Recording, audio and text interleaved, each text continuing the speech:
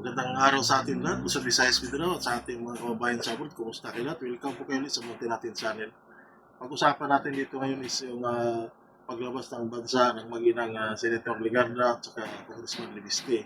Eh dito kasi wala pa namang naisang pagkaso at saka wala pa naman silang hold departure order. So karapatan din nila naman magbakasyon. Dumating naman yung panahon na talagang masampan sila ng reklamo. So, nasa pamahala naman yung mga proseso para maibalik sa ating bansa kung sakali.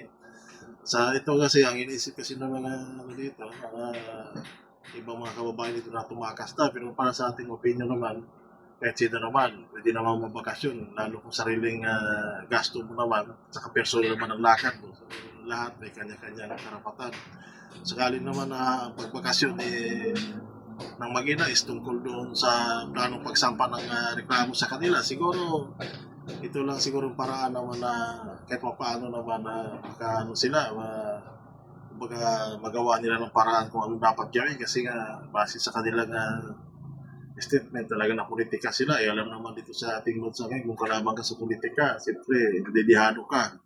Ano pa ba dito, kung magkita naman sila sa ko is malaking bagay yun, pero hindi pa siguro ng panahon ngayon, una bumalik si Congressman Saldico ng Pilipinas, wakandiyado pagdating sa seguridad. So dito kasi si Congressman Saldico siya pinakasusi na nakawan ng flood control.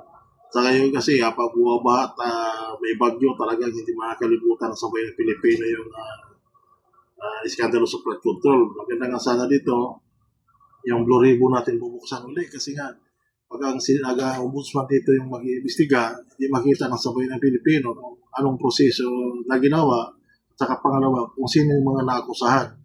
O karapatan din naman ng malaman ng sambayan Pilipino na ang imbestigahan ng Blue Ribbon Committee is malalive ito para makita ng lahat. Ngayon, yung mga naakusahan naman, pwedeng marinis ang mga pangalan nila. Kasi hindi ito birong iskandalo.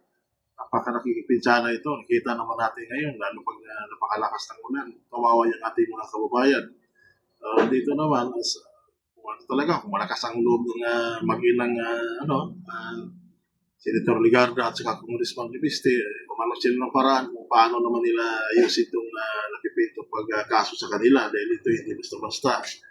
Kasi kung sa akusasyon dito, sa plano nito is plunder. So alam natin ang plunder, talagang walang billion. So dito, kahit sabihin na wala kang kasalanan, kung nakakulong ka naman.